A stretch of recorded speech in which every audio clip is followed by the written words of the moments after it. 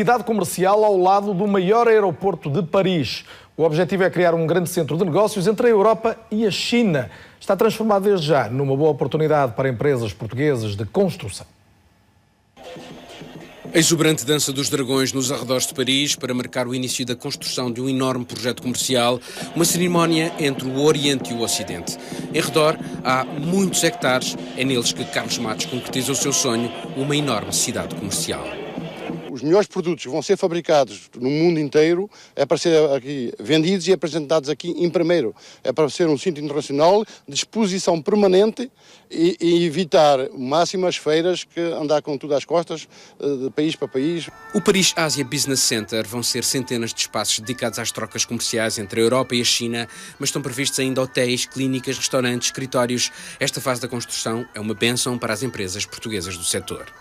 Este projeto para nós é uma oportunidade de continuarmos a dar trabalho à nossa construtora com as dificuldades que temos passado agora em Portugal, com muita falta de trabalho. A primeira pedra é um cerimonial onde estão presentes representantes do Estado chinês e da comunidade chinesa em França.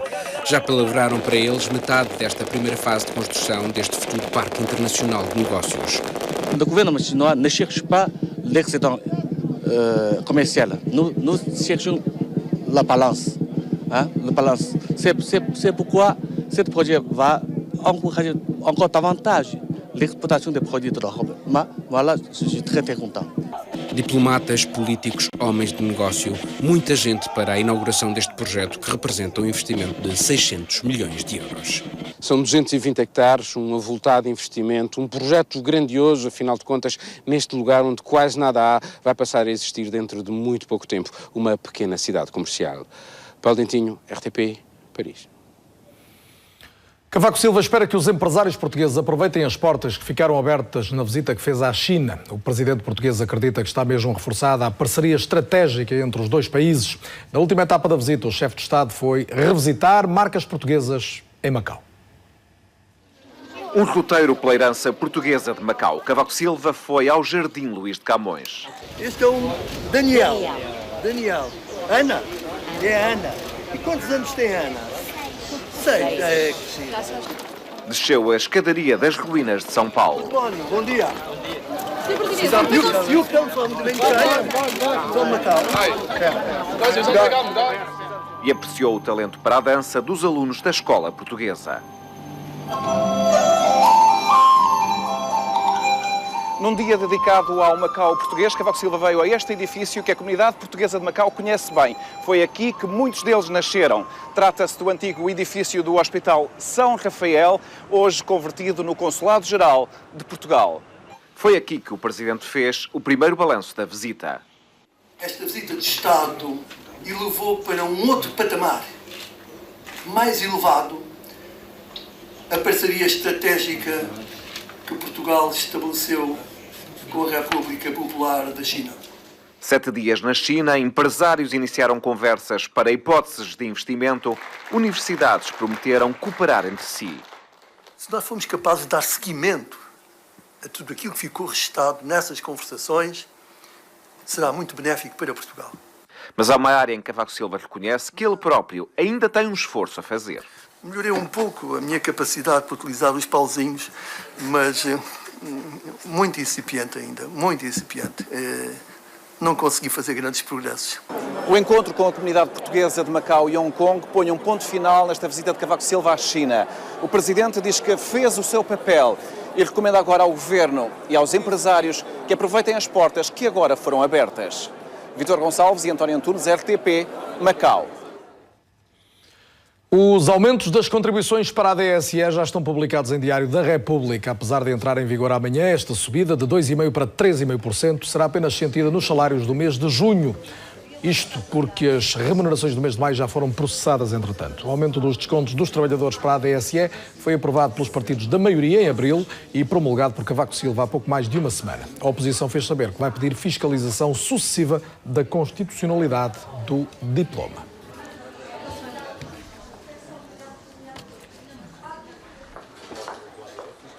O Presidente do Tribunal Constitucional confirma à RTP que ainda está a decorrer a análise às medidas que o Governo incluiu no Orçamento do Estado e que levantaram dúvidas quanto à constitucionalidade. Joaquim Sousa Ribeiro diz que os assuntos são tratados com caráter de urgência, pelo que não deve demorar muito mais tempo até que haja decisão quanto aos cortes salariais na função pública e nas pensões. O acórdão será imediatamente, portanto, tornado público no momento em que tenhamos chegado a uma decisão. Em que ponto é que está? É previsível que seja conhecido antes das eleições europeias ou depois? Não, isso não posso dizer. Isso não posso dizer. É imprevisível. O debate, umas vezes demora mais, outras vezes demora menos e, portanto, não posso adiantar mais. Mas a decisão está a ser ponderada com caráter de urgência? O processo está a correr. Sim, houve um despacho nesse sentido, portanto, de atribuição de urgência ao acórdão. E o que, aliás... Há prazos implícitos nesse caráter de urgência? Não há. Há o que é um tratamento prioritário sobre os demais processos. Miranda do Douro saiu à rua para contestar a perda de serviços públicos, já que o Tribunal do Conselho vai ser desclassificado. A população teme também o fim da repartição de finanças e o encerramento de escolas e serviços de saúde. Perto da Europa e longe de Lisboa, é assim que a população de Miranda do Douro diz sentir-se. Na rua, em frente aos passos do Conselho, juntou-se para dizer basta à perda de serviços do Estado no interior do país. Queremos de volta aquilo que ganhámos com muito sacrifício, com muita tenacidade e nos estão a querer retirar, nomeadamente os serviços de saúde, nomeadamente as escolas, nomeadamente os serviços da agricultura, o tribunal, as finanças e o que virá depois. O nosso Trás-os-Montes está a ser descriminalizado por motivos que nos tiram tudo.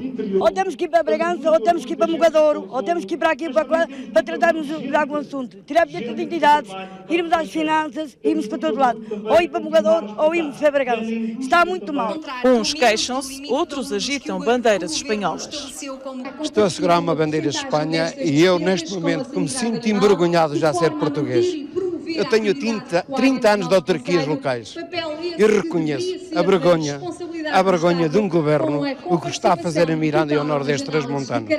Se fecham o serviço das finanças, se fecham o tribunal, se fecham o centro de saúde, se fecham as escolas, eu não tenho vontade nenhuma de ficar cá. Eu gostava de ficar cá, mas assim não. O protesto partiu da Assembleia Municipal, juntou todos os partidos políticos com representação na autarquia. Tudo o que for para o bem do meu concelho eu defendo. Não importa que seja o PSD, que seja o PS, seja o Bloco de Esquerda, seja o PCP. Para mim, em primeiro lugar está o meu concelho. Temos muitíssimo valor e acrescentamos muitíssimo valor ao país.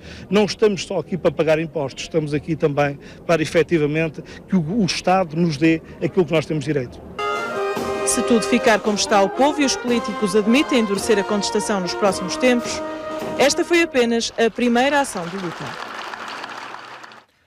Pode dizer-se que está a renascer a histórica Rua do Bom Jardim, na Baixa do Porto. Depois de um período em que as lojas fecharam quase todas, há agora muitas a reabrir e há uma nova vida na cidade. Há um novo ritmo na Rua do Bom Jardim. Desde o dia 21 de dezembro que abrimos. 15 de dezembro. A loja mesmo está aberta desde novembro do ano passado.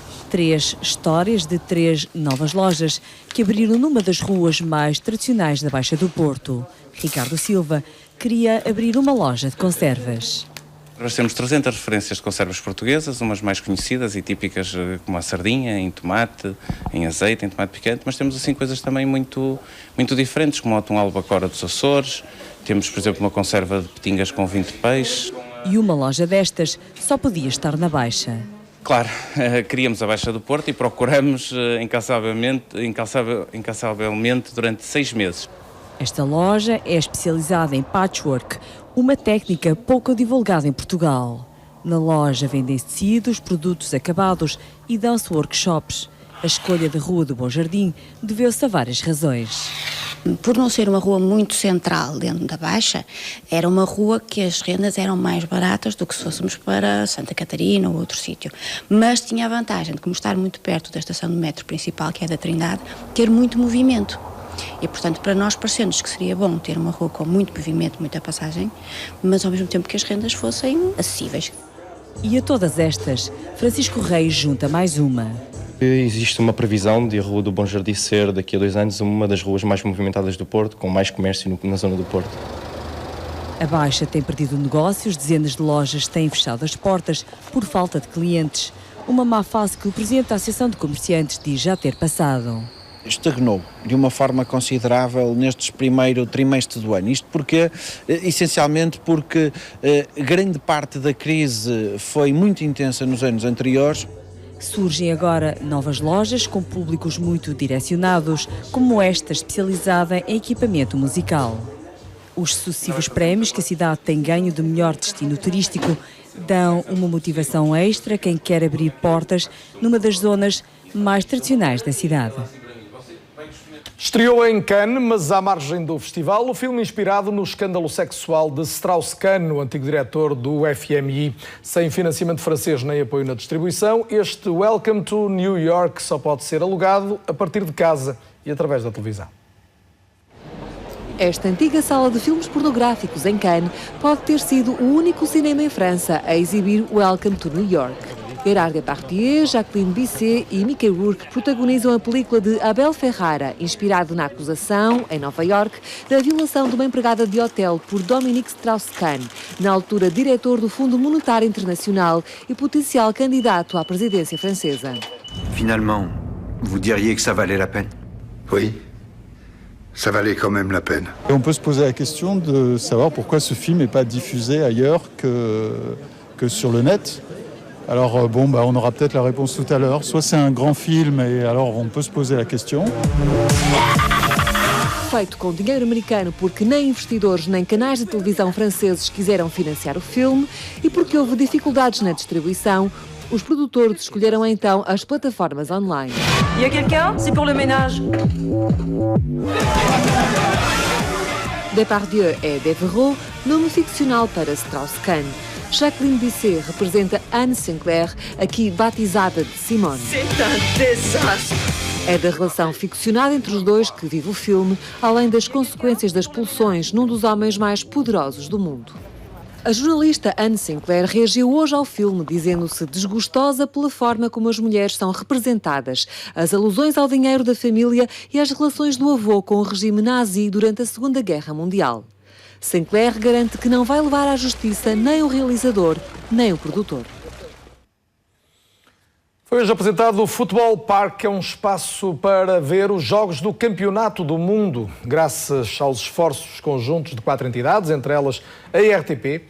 Vai ser criado uma espécie de pequeno estádio no grande recinto do Parque Eduardo VII em Lisboa, todas as condições para acompanhar o Mundial. O ponto central é um ecrã gigante com 60 metros quadrados, onde a emissão da RTP vai ser transmitida. Será necessariamente também uma maneira de proporcionar a todos a possibilidade de ver em conjunto os jogos da seleção de Portugal e não apenas. A RTP, embora seja o único canal, a RTP1, onde se pode ver em casa tranquilamente os jogos da seleção nacional, também não se podia dissociar do seu público e do serviço que tem que dar ao público, e portanto está presente também como apoiante deste Fun Park. O que eu lhe posso garantir é que o retorno em termos de serviço, em termos de audiências, mas também o retorno financeiro do investimento que fizemos, está assegurado. A TV de Portugal por dentro do Campeonato do Mundo. Boa tarde, até amanhã.